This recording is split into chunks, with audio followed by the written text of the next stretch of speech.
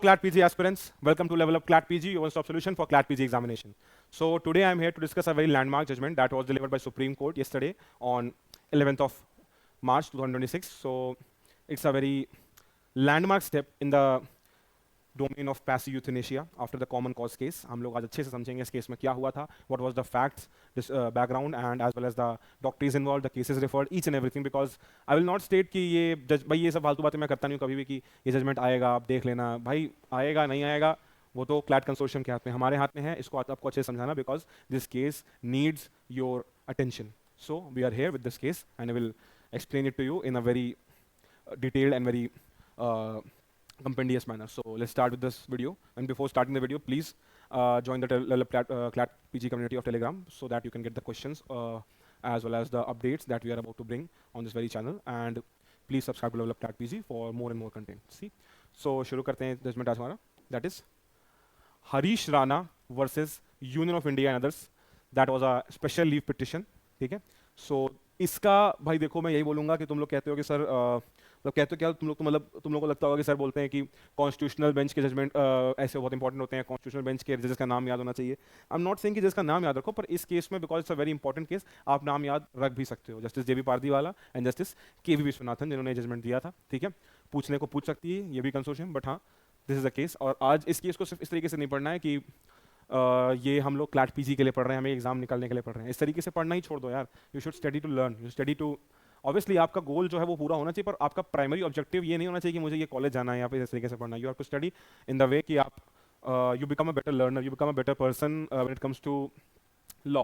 ठीक है, तो आज हम इसको अच्छे से पढ़ेंगे, हर एक चीज़ के बारे में पढ़ेंगे. जो पढ़ोगे ढंग से पढ़ोगे तो एक बेटर लॉ माइंड बनोगे तो अपने आप तुम्हारा एग्जाम निकल जाएगा, चाहे वो कोई भी एग्जाम हो, चाहे वो क्लैट PG हो या फिर कोई भी एग्जाम हो.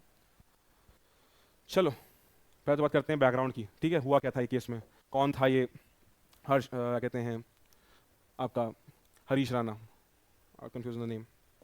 सो स्टार्ट करते हैं इस पूरे केस को.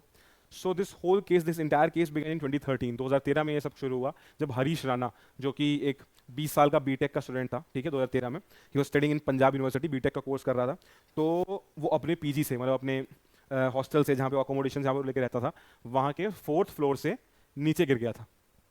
ही had a very severe catastrophic fall from there.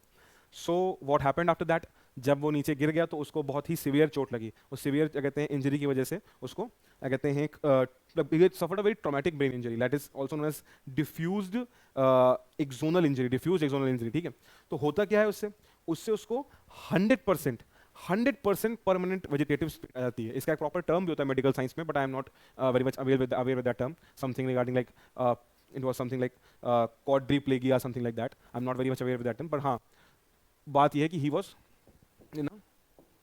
100% permanent vegetative state. तो परमानेंट वेजिटेटिव स्टेट आपको पता ही होगा परमानेंट वेजिटेटिव स्टेट क्या होती है.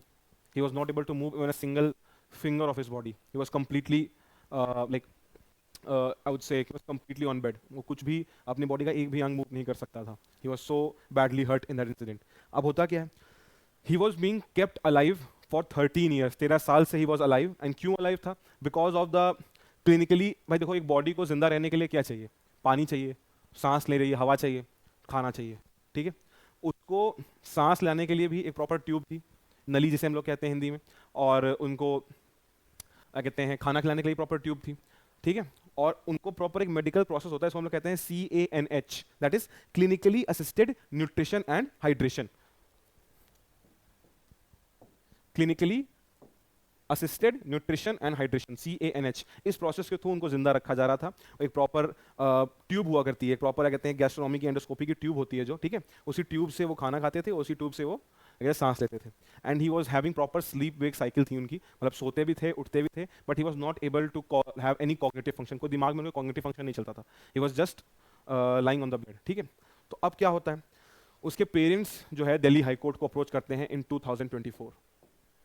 2024 में उसके पेरेंट्स दिल्ली हाई कोर्ट को अप्रोच करते हैं और क्या अपना कहते हैं ग्राउंड लेते हैं, बोलते हैं कि they don't want to see their son in this particular situation because उन्होंने obviously अपने लड़के को पढ़ने भेजा होगा, बीटेक करने भेजा होगा, but this type of accident and even after that he was not able they were not able to save him and वो इतनी डायर कंडीशन में आ गया कि he was like living carcass, वो इस तरीके से बस पड़ा हुआ था वहाँ पे। तो इस तरीके से they were not able to see this particular situation of their son. तो जो उनके अंदर एक उससे उनके अंदर के पेरेंट्स का जो एक वो होता है ना कि भाई कंपैशन जो होता है ना बच्चों की तरफ, वो अपने बच्चों को इस तरीके से नहीं देख सकते। So they approach the high court की obviously they demanded passive euthanasia for that person Harish Rana. High court क्या बोलती है? हाई कोर्ट बोलती है कि भाई जो हरीश है he is not on, Delhi high court बोलती है वो वेंटिलेटर पे नहीं है, he is on CANH, clinically assisted nutrition and hydration, which is not a treatment. ये कोई ट्रीटमेंट नहीं है। अगर ट्रीटमेंट होता तो हम लोग विड्रॉ कर सकते थे, बट ट्रीटमेंट नहीं है, एक प्रॉपर प्रोसेस है। अगर ये हम उसे छीन लेंगे तो ये होगा equivalent to starving him to death, which is active euthanasia. आप उसको स्टार्व कर रहे हो। एक्टिव यूथनेशिया होता है जब आप एक्टिवली कोई हैबिट करते हो, कोई हरकत करते हो, कहते हैं अक्सर जैसे किसी को जहर का इंजेक्शन देके मार देना, आप एक्टिवली कुछ कर रहे हो, इलेक्ट्रिक चेयर्स, ठीक है। इन सब एक्टिव हरकत नहीं, आप एक्टिव हरकत नहीं कर सकते। Active euthanasia is not allowed. Even in the case of Aruna Ramachandran Shanbaug ये बोला गया था, active euthanasia can not be allowed but passive euthanasia can be allowed case on the case to case basis. Common cause में इस चीज को further uphold किया गया था। यहां भी ये बोला गया कि हाँ पैसिव यूथनेशिया अलाउड है, बट जब वो CANH पे है, मतलब एक ट्रीटमेंट पे नहीं, वो एक प्रॉपर एक ट्रीटमेंट पे नहीं है, वो एक क्या कहते हैं वेंटिलेटर पे होता तो हम उसको क्या कहते हैं वेंटिलेटर से हटा देते। He is having a treatment, वो प्रॉपर वो वेंटिलेटर पे नहीं है, he is not on this dying bed कि वेंटिलेटर हटा दें और वो क्या कहते हैं he can like die peacefully. But हाँ ये चीज उसका राइट टू डाई यहाँ पे कहते हैं आ जाता है। बट यहाँ की हम लोग बात कर रहे हैं, इससे मेरा क्वेश्चन भी है आप लोगों से, द पीपल वॉचिंग, कोई बताना चाहे तो कमेंट में लिख सकता है, does right to life include right to die? ठीक है, ये मेरा क्वेश्चन है आप लोगों से। बट हाँ यहाँ पे ये बोला गया कि CANH जैसे एक ट्रीटमेंट को रिमूव करना, that is equivalent to starving him to death. आप उसको स्टार्व कर रहे हो, उसको भूखा रख के जान से मार रहे हो, which is an part, which is a concept of, which is a part of active euthanasia, it's not a passive euthanasia thing, so it should not be allowed. तो उसके पेरेंट्स ने इस चीज के अगेंस्ट SLP डाली supreme court में, supreme court को move किया। ठीक है, तो सुप्रीम कोर्ट में जब वो गए तो कुछ इश्यूज बने, उसको हम लोग देख लेते हैं।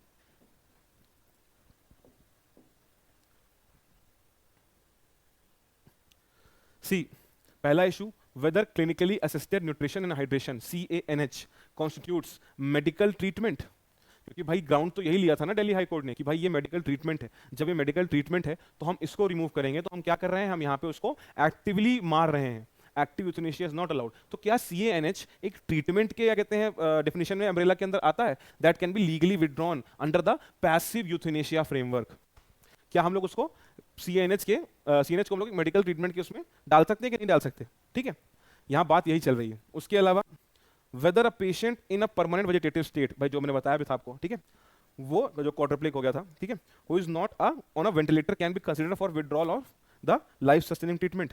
भाई देखो ventilator is not the only life sustaining treatment. In this case जो CANH भी चल रहा था वो भी एक लाइफ सस्टेनिंग ट्रीटमेंट था। ठीक है, तो लाइफ सस्टेनिंग ट्रीटमेंट होने की वजह से यहाँ पे क्या बोला जा रहा है, जो वेंटिलेटर है, यहाँ पे वेंटिलेटर पे नहीं है वो इंसान, but he is on CANH। क्या वेंटिलेटर पे ना होने के बावजूद वो जो परमानेंट वेजिटेटिव स्टेट में है, क्या हम लोग यहाँ पे वेंटिलेटर का सपोर्ट विड्रॉ कर सकते हैं in the garb of passive euthanasia? क्या उससे क्या कहते हैं विड्रॉ किया जा सकता है इसका life sustaining treatment, because he is currently sustaining his life on the basis of the CANH। ठीक है, and last, how to balance the state's interest in preserving life with an individual's right to dignified death when there is no hope of recovery।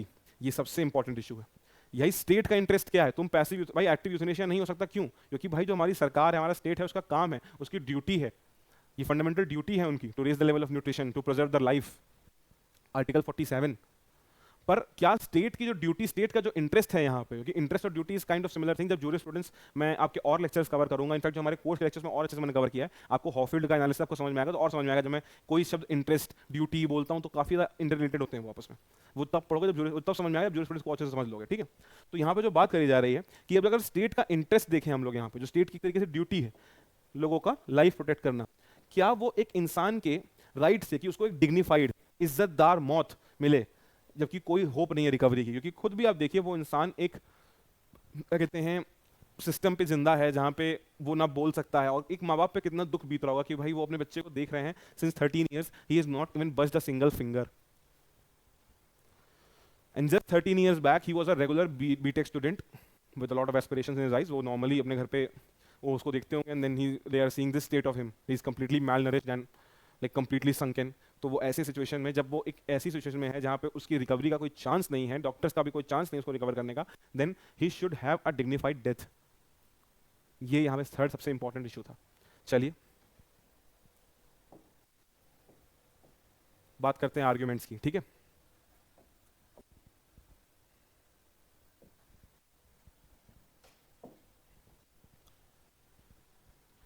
चलो, सबसे पहले argument देखिए petitioner के। Petitioner कौन थे यहाँ पे? जो हरीश की फैमिली थी, उनके फादर मदर वही पिटिशनर थे यहाँ पे। उन्होंने यहाँ पे एक चीज़ बोली।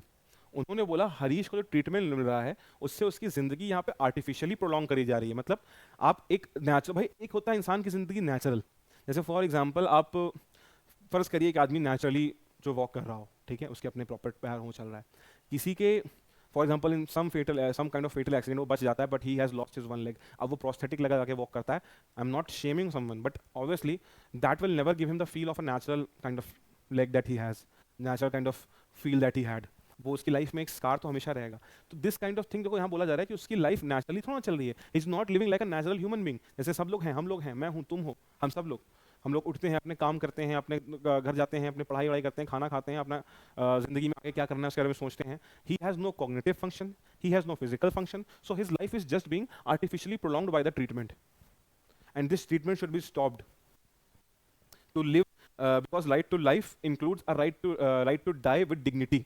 The right to live with dignity होता है तो right to die with dignity भी होता है। यही इशू आया भी था in the case of Arnav Ramachandran Shanbaug कि right to life में right to die with dignity भी आना चाहिए, समझे।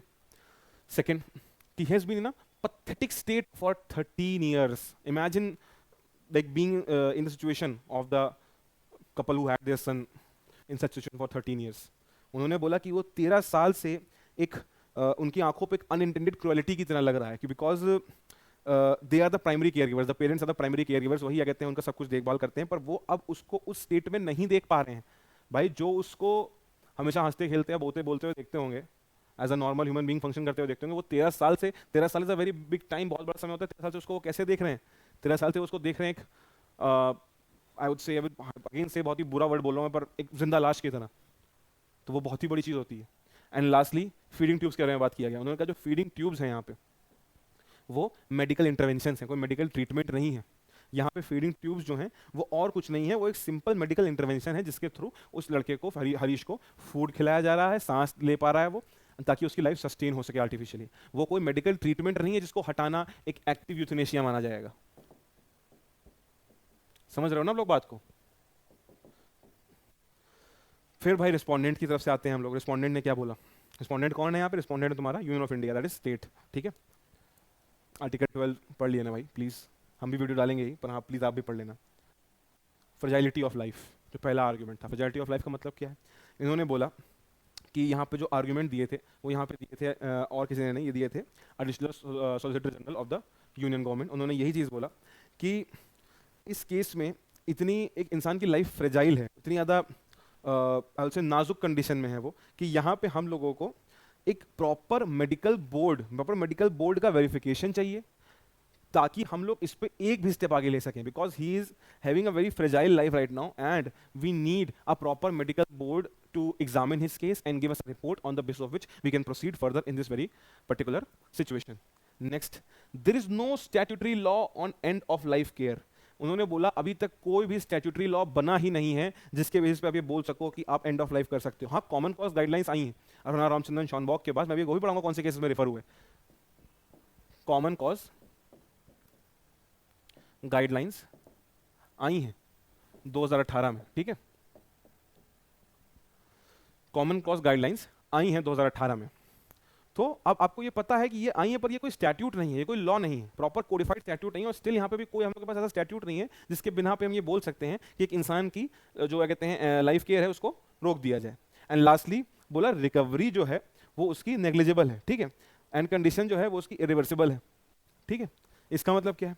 बोला गया कि जो यहाँ पे मतलब मेडिकल बोर्ड हैं एम्स के, उन्होंने कंफर्म किया है कि उसकी क्या कहते हैं रिकवरी भले नेग्लिजिबल है और उसकी मतलब ऑलमोस्ट इरिवर्सिबल कंडीशन है, still we can not withdraw the support because withdrawing support is a very inhuman act in this situation, because we have no law to back it. हम लोग का कोई लॉ नहीं है उसको बैक करने के लिए, एंड उसकी लाइफ बहुत फ्रेजाइल है because he has only that support on the base of which he lives on to see another day. तो हम लोग इसको विदड्रॉ नहीं कर सकते, which will be an act of very inhuman nature and amounting to cruelty, ठीक है, torture. तो ये यूनियन के आर्गुमेंट थे रिगार्डिंग ह्यूमन राइट्स। और ये आप लोगों को पढ़ना है घर जाके भी, थोड़ा खुद भी पढ़ा करो प्लीज़। मैं बार बार बोलता हूँ कि आर्टिकल कौन सा है आईसीसीपीआर का, यूडीएचआर का, जो क्रुएल्टी टॉर्चर इन सबको कवर करता है, खुद भी थोड़ा बहुत देखा करो घर जाके। हर चीज़ यहीं पे पढ़ लोगे तो खुद भी कुछ पढ़ा करो, ठीक है? खुद भी होना, खुद क्या पढ़ोगे, समझे? खुद भी तो कुछ पढ़ो। तो चलो ये तो हो गया आपका आर्ग्यूमेंट। अब आते हैं हम लोग प्रोविजंस इन्वॉल्व में, कि कौन से प्रोविजन इन्वॉल्व थे इसके अंदर। भाई देखो आपका article 21 that is right to life and personal liberty, उसका इंटरप्रेट किया गया था to include right to die with dignity. Article 226 and 32, that is jurisdiction of High Courts and Supreme Court to issue writs for the protection of fundamental rights. In this case, Article 21 and Common Cause Guidelines 2018-2023 दोनों में आई थी, the judicial framework governing the two-tier medical board process for passive euthanasia। कि भाई इस case में भी आपको आगे मालूम पड़ेगा, जो भाई जो वही बोलता हूँ, जो पढ़ाता हूँ घर जाके थोड़ा खुद भी देखा करो। तो जरिए में कोई एजुकेटर ऐसा नहीं तुमको सबको घोट के पिला देगा। खुद जाओ आराम से, खोलो किताब और खुद भी पढ़ो जो पढ़ाया गया है उसके बारे में। तुमको बता सकता है एजुकेटर क्या पढ़ना है, वो तुमको घोट के पिला नहीं देगा, खुद भी तुमको मेहनत करनी है, खुद भी कुछ चीज़ें ऐड करनी है, ठीक है? तो अब यहाँ पे कॉमन कॉज गाइडलाइंस अच्छे जाके पढ़ना, पूरा प्रॉपर केसेस के नाम बताऊंगा प्रॉपर एक पूरी क्रोनोलॉजी के बेसिस पे, वो भी घर जाके पढ़ना। तो यहाँ पे गाइडलाइंस जो आई थी उसमें टू बेसिस पे, टू टीयर का मेडिकल बोर्ड टेस्ट बताया गया था कि आप ऐसे ही एक्टिव, भाई इसमें बोला गया था एक्टिव आपकी पैसिव यूथनेशिया अलाउ कर दिया जाएगा, एक्टिव तो नहीं किया जाएगा, पैसिव कर दिया जाएगा, बट उसके लिए proper two tier medical board test होगा। आप इस इतने सेंसिटिव मैटर को ऐसे ही अलाउ नहीं कर सकते, you need a proper legal backing for that. See, ये बहुत ही इंपॉर्टेंट चीज है। केसेस डिफरेंट, देखो एक एक करके सारे केस बता रहा हूं, ठीक है? मैं बताऊंगा इसके अंदर का डिक्टम, पर पढ़ेगा कौन? आप लोग, समझे? हर चीज यहां नहीं बताई जाएगी। तो एक एक करके डिक्टम समझ लेते हैं क्या हुआ था। तो ज्ञान कौर केस जो मैं समझाना चाह रहा हूं, ज्ञान कौर केस में क्या हुआ था? यहां पे पहली बार right to die with dignity की बात हुई थी सन 1996 में। The first case which addresses this issue of right to die with dignity, ठीक है? Right to die with dignity के बारे में जब हम लोग बात करते हैं, इस केस में बोला गया था कि right to die with dignity is different from right to commit suicide. Suicide करना अलग होता है, डिग्निफाइड तरीके से मरना अलग होता है। Committing suicide is not a right, like not a dignified form of dying. तो उन्होंने बोला कि लाइफ सेक्रेड है, बिल्कुल सेक्रेड है, बिल्कुल जरूरी है, लाइफ बहुत ज्यादा अमूल्य है आपकी जिंदगी, बट उसको जरूरत से ज्यादा आर्टिफिशियली और अननेचुरली प्रोलॉन्ग करना गलत है। इस केस में यह बोला गया था। फिर आया केस अरुणा रामचंद्रन शॉनबॉक का, जिसमें अगर आप लोग पढ़े लिखे लोग हो, नहीं भी हो तो कोई बात नहीं, पर अगर आप पढ़े लिखे लोग हो तो आपको पता होना चाहिए अरुणा रामचंद्रन शॉनबॉक का केस क्या था। अरुणा रामचंद्रन शॉनबॉक का केस वो था जहाँ पे एक नर्स को in Kolkata, not wrong, West Bengal, तो पक्का पता हूँ एक्जैक्टली, मेरे को नहीं पता, कोलकाता में शायद हुआ था।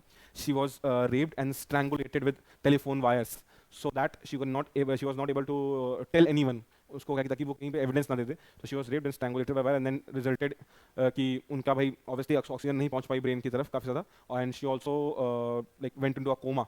तो उनको क्या कहते हैं, उनके लिए भी क्या कहते हैं यहाँ पे पैसिव यूथनेशिया डिमांड किया गया था। तो यहाँ क्या बोला गया था? यहाँ बोला गया था इस केस में आपको सबसे पहले एक डिफरेंस क्रिएट किया गया था। डिफरेंस किसके बीच में?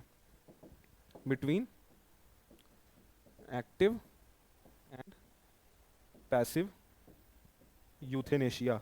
पहली बार डिफरेंस यहीं क्रिएट किया गया था, समझे? बताया गया था यहीं पे कि हाँ एक्टिव यूथनेशिया मतलब एक लीथल इंजेक्शन लगा देना या इलेक्ट्रिक चेयर बैठा देना, ऐसी चीज नहीं, पर हाँ एक पैसिव यूथनेशिया, आप जब आप एक इंसान को विड्रॉल ऑफ लाइफ सपोर्ट वगैरह करते हो, दैट शुड बी अलाउड, ठीक है? विद प्रॉपर चैनल, मतलब एक प्रॉपर क्या कहते हैं रिप्रेजेंटेटिव होगा एक पर्टिकुलर पर्सन का जिसको चाहिए पैसिव यूथनेशिया, जिसके लिए वो बोलेगा, उसका कोई क्लोज फैमिली मेंबर या कोई उसका बहुत क्लोज पर्सन, उसके बाद इसकी प्रॉपर जांच होगी केस टू केस बेसिस, तब पे अलाउ होगा। और फिर कॉमन कॉज केस आया था। कॉमन कॉज केस में क्या हुआ था? यहाँ पे पहली बार 2018 में, ठीक है, रुको मैं पहले मिटा लूँ इसको थोड़ा सा।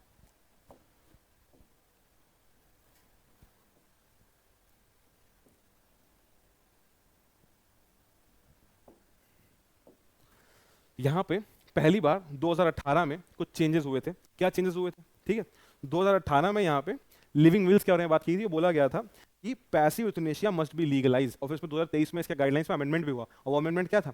वो अमेंडमेंट बोला गया कि यहाँ पे जो है आपको क्या कहते हैं प्रॉपर एक प्रोसीजर क्या कहते हैं चीजें करनी पड़ेंगी, और 2 स्टेज का मेडिकल बोर्ड का रिव्यू होगा एक पर्टिकुलर केस का, उसके बाद पैसिव यूथनेशिया अलाउ होगा, क्योंकि उसको हर केस में अलाउ नहीं कर सकते। That will create a havoc, a very dire situation in the field of medical jurisprudence. बस हर फील्ड में इसको नहीं कर सकते, बट हर चीज में इसको नहीं कर सकते, बट हाँ एक प्रॉपर अलाउ करना चाहिए। ये इसके 2018 के केस में बोला गया था, और 2023 के अमेंडमेंट में बोला गया था कि दो स्टेज पे मेडिकल बोर्ड्स होंगे जो इसको एनालाइज करेंगे कि कैसे अलाउ करना चाहिए, कब अलाउ करना चाहिए, किस केस में अलाउ करना चाहिए। एंड फाइनली एक यूके का केस है, that is ADL NHS trust versus Bland. इस केस में क्या हुआ था, ये इंग्लिश केस है, इसको रिफर किया गया था to support the idea of withdrawing artificial feeding from a patient in a vegetative state so that it is not considered a dragged and artificial life. भाई एक इंसान जो आर्टिफिशियली जिंदा है एक लाइफ सपोर्ट पे, उसको क्या कहते हैं आप, वो सपोर्ट विदड्रॉ कर सकते हो। That will not be a criminal act of killing, that will be a act of you giving that person a dignified death. ये केस, इस केस में ये केस तुम्हारा Airedale NHS trust versus Bland refer किया गया था इस case में, समझे? तो these are the cases referred, इनको खुद से ही पढ़ना। जब प्रोविजन ऑफ केस की बात आती है तो खुद से ही पढ़ना, डॉक्ट्रिन खुद से ही पढ़ा करो। अब बात करते हैं डिसीजन की। तो सुप्रीम कोर्ट ने बहुत ही ज्यादा लैंडमार्क जजमेंट दिया इस केस में, जिस केस में जिस चीज के बारे में बहुत दिनों तक बात चल रही थी। तो यहाँ बोला गया कि भाई जो CANH है, जो उसका प्रॉपर आर्टिफिशियल फीडिंग सिस्टम और वगैरह है, वो विड्रॉ कर लिया जाएगा। Withdrawal of CANH was allowed. CANH का विड्रॉल यहाँ पे अलाउ कर दिया गया था, समझे? तो ये होगा आपका पहला पॉइंट जो यहाँ पे इस पे डिस्कस दिया, तो यही सबसे मेन पॉइंट है। और क्यों ऐसा इन्होंने बोला कि यहाँ पे जो क्लिनिकल असिस्टेड फीडिंग है ये मेडिकल ट्रीटमेंट है, ठीक है? और अगर ट्रीटमेंट का कोई पर्पस ही नहीं है, ठीक है, कि भाई सबको पता है उसका, मतलब डॉक्टर्स ने भी खुद बोले थे कि इसका अब ये जो सिचुएशन है इरिवर्सिबल है, ही हैज नो क्योर। पर इस केस में यहाँ बोला गया कि भाई अगर कोई मेडिकल ट्रीटमेंट दिया जा रहा है जिसका कोई उद्देश्य ही नहीं है, कोई पर्पस ही नहीं है, तो फिर इंसान की वेजिटेटिव स्टेट, उसकी उस पर्टिकुलर स्टेट जहाँ पे एकदम वो दयनीय पड़ा हुआ है, उसको प्रोलॉन्ग करना बिल्कुल भी ठीक नहीं है। उसकी बायोलॉजिकल एग्जिस्टेंस को आप आर्टिफिशियली प्रोलॉन्ग कर रहे हो। This is not the right way to do, like right way to give honor to a person and to preserve his dignity. To preserve his dignity, he must be given passive euthanasia.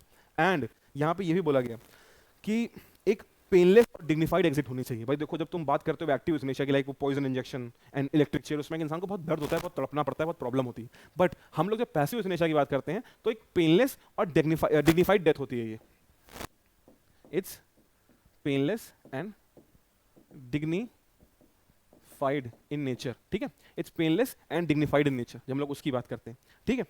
उसके अलावा हम लोग आगे बात करते हैं कि भाई जब हरीश को यहाँ पे एडमिट भी किया गया था एम्स दिल्ली में, तो यहाँ पे बोला गया था कि भाई इसकी जो एग्नी है that can not be reversed, ठीक है?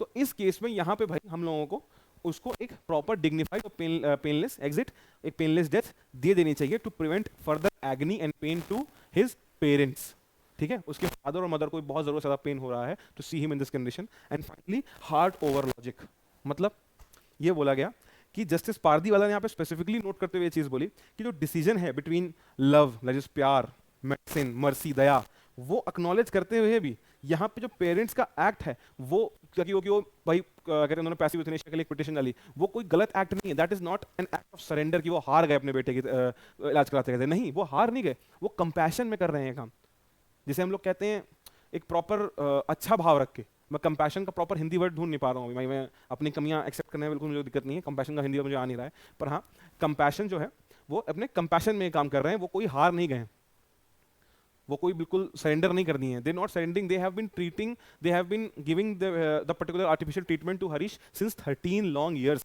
And now they also want him to rest, they want him to rest in peace in a very dignified manner. So इसलिए क्या कहते हैं, यहाँ बोला गया कि हाँ ये जो उनका लॉजिक से आप अगर सोचिए, सिर्फ दिल से नहीं, तो आप यहाँ पे देखिए, आप वो लोग जो है यहाँ पे अपने बच्चे की हालत देख नहीं पा रहे, इसलिए वो यहाँ पे ये डिमांड कर रहे हैं, इसलिए नहीं कि वो कठोर है, ठीक है? एंड फाइनली ये डिसीजन के बाद हम लोग देख लेते हैं कि कौन सी डॉक्ट्रिन इसके अंदर इन्वॉल्व थी।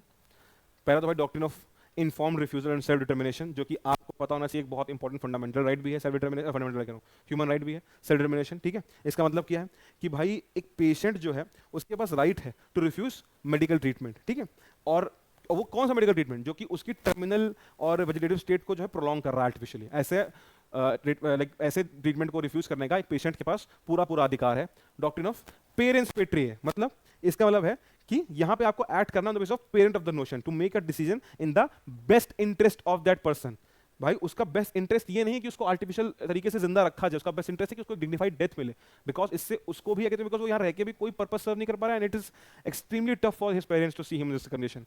एंड कॉन्स्टिट्यूशनल मोरालिटी, ये दो डॉक्ट्रिन तो बिल्कुल याद रखना अच्छे से, इसको घर पे जाके खुद भी पढ़ना है डॉक्ट्रिन होती क्या है, कुछ एग्जांपल्स के साथ। अगर नहीं समझ में आती है तो एक कमेंट कर देना कि भाई कुछ पर्टिकुलर नहीं समझ में आया, तो हम लोग एक छोटा सा वीडियो, शॉर्ट वीडियो 3-4 मिनट का उस पर ले आएंगे, जितना अच्छे समझा सकते हो समझा देंगे, शॉर्ट वीडियो, ठीक है? तो भाई ये हो गया तुम्हारा constitutional morality, that is the morality drench in the constitution. इसका मतलब क्या होता है? इसका मतलब ये होता है कि जो कॉन्स्टिट्यूशन में जो एक इंसान को डिग्निटी मिली है वो प्रिवेल होनी चाहिए उसकी मेयर ह्यूमन एग्जिस्टेंस से ऊपर। एक इंसान को डिग्निटी मिली है not just to live but to die, वो उसकी एग्जिस्टेंस के, ह्यूमन बॉडी के एग्जिस्टेंस से ऊपर होनी चाहिए, ठीक है। And best interest principle, we have to look at the best interest of the person. वहां पे उसका बेस्ट इंटरेस्ट, वो आर्टिफिशियल जिंदगी जीना नहीं, उसका बेस्ट इंटरेस्ट है to die in a very dignified manner, ठीक है। यहाँ पे continuing the life support is of no benefit to him because his situation is very irreversible and hence this is a very hard step but needs to be taken. So this was the these are the doctrines involved and this was the case of Harish Rana. I hope आपको समझ में आया हो क्या case था, ठीक है। and please अगर आपको, भाई मैं ज़्यादा नहीं बोलूँगा, इतना ही बोलूँगा because I'm extremely very sad with this case। तो भाई आज मैं बहुत ज़्यादा उस मूड में नहीं हूँ, जोवियल मूड में, पर मैंने जितना पढ़ाना था भाई, जो पढ़ाना था वो अच्छे से पढ़ा दिया भाई। प्लीज़ आपको टेलीग्राम कम्युनिटी यहाँ पे लिंक किया हुआ है, इसको ज्वाइन कर लीजिए एंड चैनल को सब्सक्राइब कर लीजिए, ठीक है। एंड खुद भी अच्छे से पढ़ाई करिए पेपर के लिए and all the best for your examination. Thank you for watching this video. Please subscribe level up CLAT PG. This is your signing off.